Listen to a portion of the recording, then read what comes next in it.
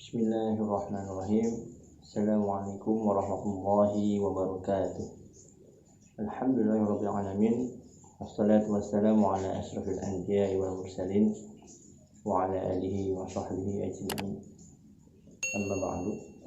Qala Allah ta'ala fil Qur'anil Karim. A'udzu billahi minasy syaithanir rajim. Bismillahirrahmanirrahim. Ya ayyuhalladzina amanu kutiba alaikumus shiyam kama kutiba alal ladzina min qablikum la'allakum tattaqun.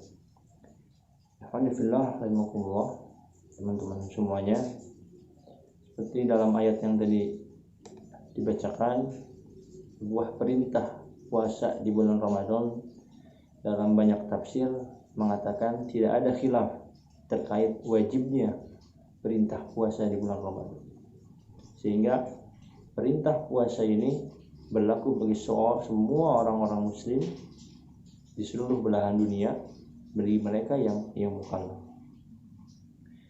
Banyak para asatidz, para ulama menjelaskan bagaimana fadilah, keutamaan dan keistimewaan bulan suci Ramadan ini. Banyak juga para ulama menjelaskan bagaimana fikih puasa, fikih Ramadan, apa yang harus dilakukan di bulan Ramadan.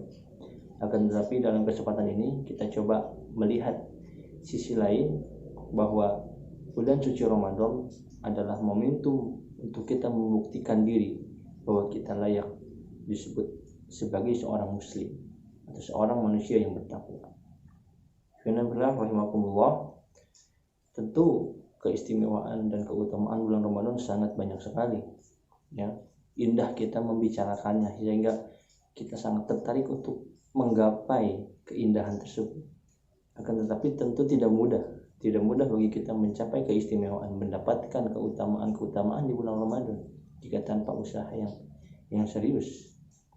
Oleh karena itu, ibarat kita berada di sebuah puncak gunung tertinggi dan kita melihat keindahan alam dunia ini, tentu tidak seindah apa yang kita lihat. Di balik itu ada perjuangan, ada pengorbanan, ada waktu-waktu yang kita habiskan sehingga kita dapat ke sana. Ya, ada yang kita korbankan sehingga kita dapat melihat keindahan alam itu. Begitupun keutamaan di bulan Ramadan, ada usaha-usaha yang harus kita lakukan, ada usaha-usaha yang harus kita siapkan sehingga kita akan mendapatkan keistimewaan di bulan Ramadan. Ikhwani fillah rahimakumullah.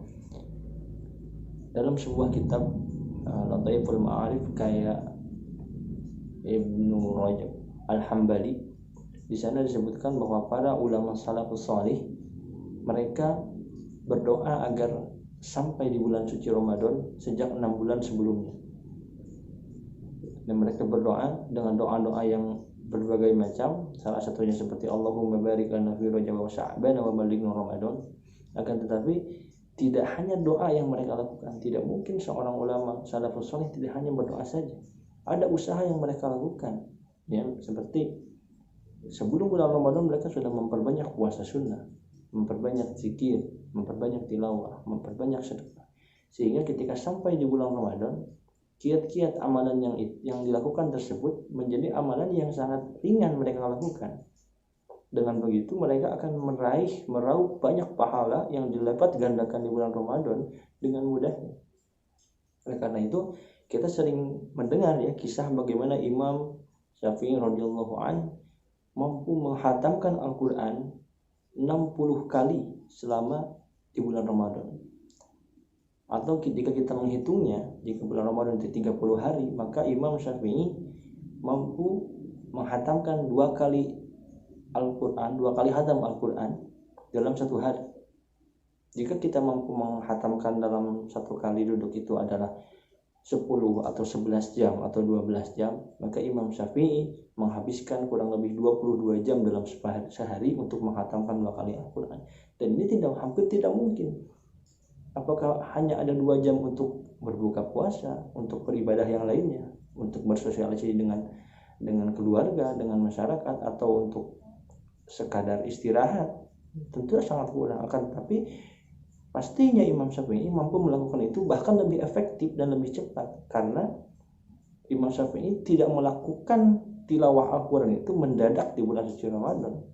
Ada momentum 6 bulan yang tadi disebutkan dalam kitab tersebut, bahwa ulama mempersiapkan 6 bulan sebelumnya tidak hanya berdoa, mereka membaca Al-Quran sehingga ketika sampai di bulan suci Ramadan mereka benar-benar mudah untuk membaca Al-Quran, termasuk dalam sholat sunnah, qiyamul lail, ya, berzikir dan bersedekah. Itu lebih mudah mereka melakukannya karena mereka sudah melakukannya sejak bulan-bulan sebelumnya atau 11 bulan sebelumnya mungkin. Makanya masih dalam kitab Lataiful Ma'arif juga disebutkan, ya, Abu Bakar al-Waraqi al-Bakhi itu menyebutkan bahwa Ramadan al-Rajab itu, ya, Rajab itu seperti kita menanam pohon, dan Sya'ban itu seakan kita sedang menyiram pohon tersebut, menyiram tanaman tersebut, dan Ramadan adalah waktunya kita menuai. Atau dalam kata lain, ya, ulama yang lain menyebutkan bahwa waktu setahun itu ibarat sebuah pohon, ya, disebutkan. Lalu bulan Rajab itu adalah waktu menumbuhkan daun. Nah, Sya'ban itu waktu untuk menumbuhkan dahan, dan Ramadan adalah bulannya untuk memanen, dan memanen ini hanya untuk orang-orang yang beriman.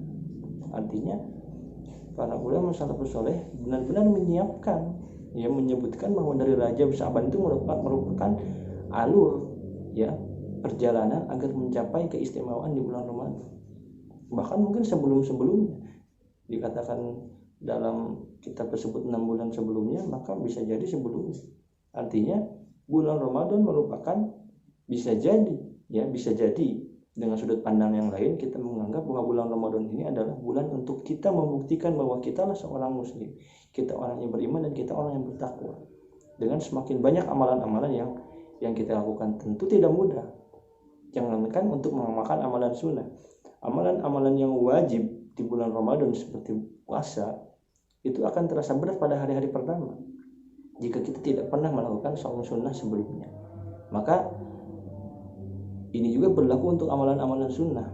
Akan menjadi mudah bagi mereka yang sering mengamalkan amalan sunnah sejak bulan-bulan sebelumnya, seperti disebutkan dalam tadi dikatakan oleh para ulama, ya, Rajab sebagai waktu menanam, Sya'ban kita menyiram, dan Ramadan kita menuai.